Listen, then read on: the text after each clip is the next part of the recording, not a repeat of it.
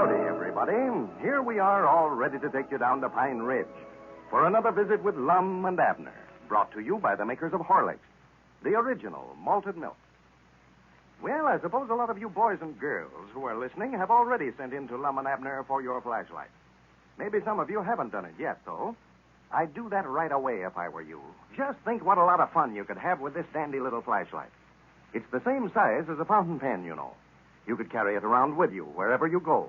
And powerful. Say, it throws out a great big beam of light. Now, here's how to get a flashlight. Take the outside wrapper, not the label from the bottle, but the outside wrapper from a package of Horlicks malted milk powder. Must be from a package of Horlicks malted milk powder. You can't use wrappers from Horlicks tablets. Well, write your name and address on the back of that wrapper and enclose 10 cents. That's to cover the cost of packing and mailing your flashlight. Then mail your wrapper and dime to Lum and Abner, care of the station that you are listening to right now. Isn't that easy? You bet it is, and that's all you have to do to get this dandy little flashlight complete with bulb and battery. Now send in for your flashlight right away, boys and girls. Do it tonight. If Mother hasn't a package of Horlicks malted milk powder in the house now, she'll get you one from the drugstore, I know. She knows that Horlicks will help you to grow up big and strong. Well, don't forget now, boys and girls. Send in to Lum and Abner for your flashlight right away. And now, let's see what's happening down in Pine Ridge. Well, when we left our old friends yesterday, Lum had been arrested and placed in jail, charged with robbing Abner's house. The whole town had turned against him, so that he was unable to make bond for his release. In fact, late yesterday evening, a committee called on him at the jail and asked for his resignation as president of the school board. Well, things are looking a little brighter today. Evidently, somebody has come to Lum's rescue. For as we look in on Pine Ridge now, we find him just entering Dick Huddleston's store. Listen. Well, howdy, Lum. Howdy. Glad to see you out. Yeah, glad to see myself out, too, Granny. Come in, come in. Just wanted to come over and tell you how I appreciate you going my bail, Dick. Oh, well, now, that's all right, Lum. I was glad to do it. Just sorry that I didn't do it sooner, but I didn't know the straight of it till a while ago. Abner was over here and told me the truth about it. Told you that... He told you how come he to slip in his house the other night? Well, no, but he told me that you never broke in, though. Said that he left the kitchen door open himself so that you could get in. Well, now, I told him not to tell nobody about that. If Elizabeth finds out he was mixed up in that, no telling what she will do. Oh, well, I promised him that I wouldn't say anything about it, Lum. I still can't understand, though, why he wanted you to get that check that the insurance company paid him without his wife finding it out. Well, we was feared she'd take it into the county seat and cash it, and then they could get Abner for obtaining false money under pretenses. What are you talking about? Well, I reckon I may as well tell you the whole story now. You know this much, you may as well know it all. But don't never breathe it to a soul, Dick, for it just wouldn't do for Elizabeth to find out. Oh, no, I won't say anything about it, sure. Well, the whole thing started when we opened up our matrimonial bureau.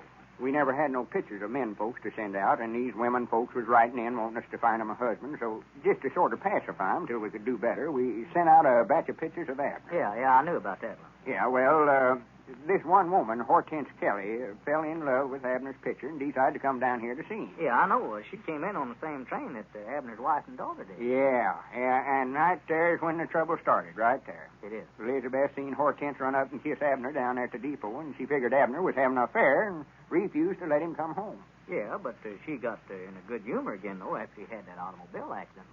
I guess you felt sorry for her. Well, now, I'll tell you the truth, Dick. That accident was a fake. A fake? Abner's arms ain't no more broke than mine is right now. Him and me just made out like he was hurt to get Elizabeth back in a good humor. Well, it worked all right. Yeah, it was working fine up to the time Elizabeth found that accident policy and put in a claim for damages unbeknownst to Abner and then got that check for $200. Oh, I see now why you were so anxious to get that check back. Why, sure, if they'd have cashed that check, they could have got Abner for collecting damages on an accident that he never even had. That's right. That's a penitentiary offense. Yeah.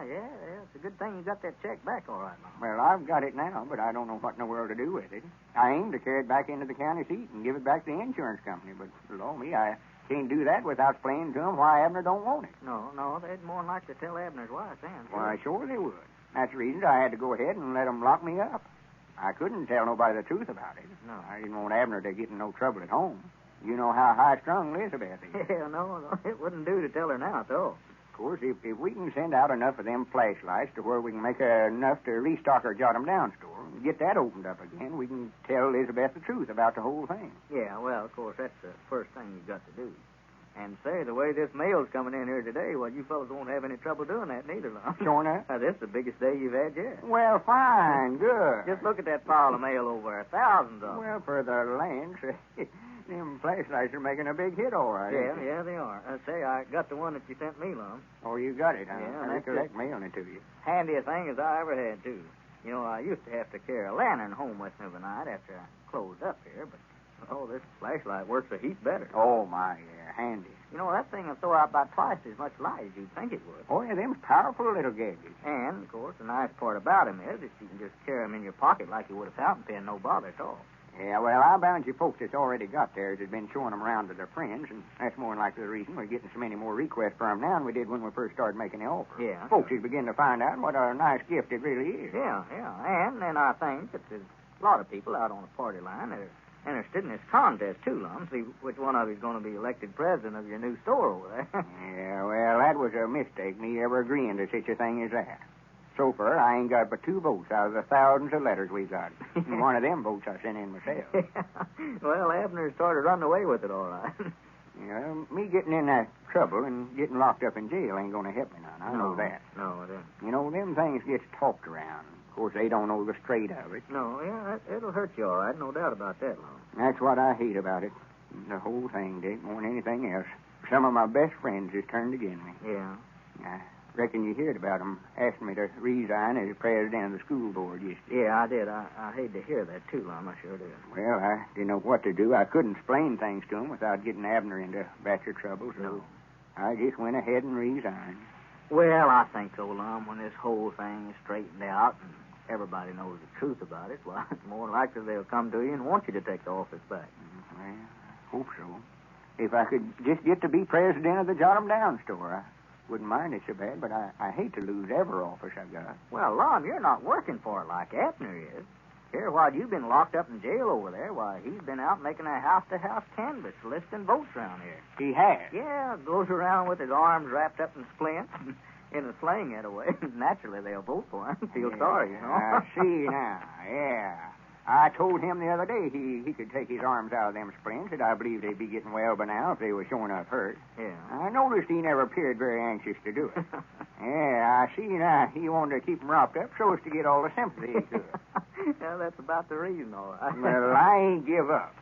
Granny's I've been sort of taking things easy, but if that's the way he wants to do, I'll get busy myself. Undoubtedly, I've got some friends out on the party line. Why, sure. If I was you, I'd call them up and ask them to vote for me, too, Lum. Yeah. You reckon they're all down on me on account of this trouble I got myself into?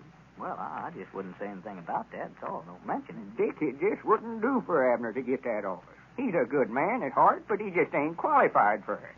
He's all right if he's got somebody to tell him what to do, but he don't know how to figure things out for himself. And give him a little authority, and there ain't no living with him. Yeah, well, I'm staying out of it, Lum. You're both friends of mine. I don't want to take sides. Well, Dick, if you don't mind me using your telephone, I would love to call up the folks on the party line and remind them that I'm still in the race. Oh, sure. Go ahead. Help yourself. Let them know that I'd appreciate it if they'd vote for me. Sure. Let's see.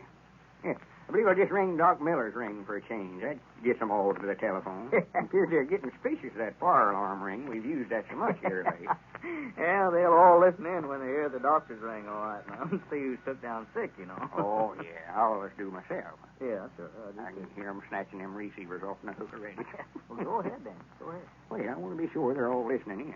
They'll be hanging up on you there in a minute, you know what? That's right. Just a minute. Howdy, everybody. This is Lum Edwards talking. I just want to take this opportunity to thank all you folks that sent in for the flashlights we're giving away.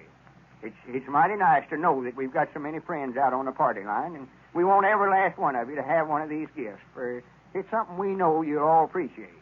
So if you ain't sent in yet for a flashlight, be sure and do it tomorrow. It'll be a big help to me and Abner, and we'll appreciate it, too. Now, I just want to put in a good word for myself while I'm on my feet. You know, we're letting you folks that sends in for the flashlights decide which one of us is going to be president of our Jot 'em Down store when we get it opened up. So, natural, I'd love to get just as many votes as I can. And when you send in a wrapper from a package of Horlicks, just write on the back of it which one of us you're voting for. You know, my name is Lum. L-U-M.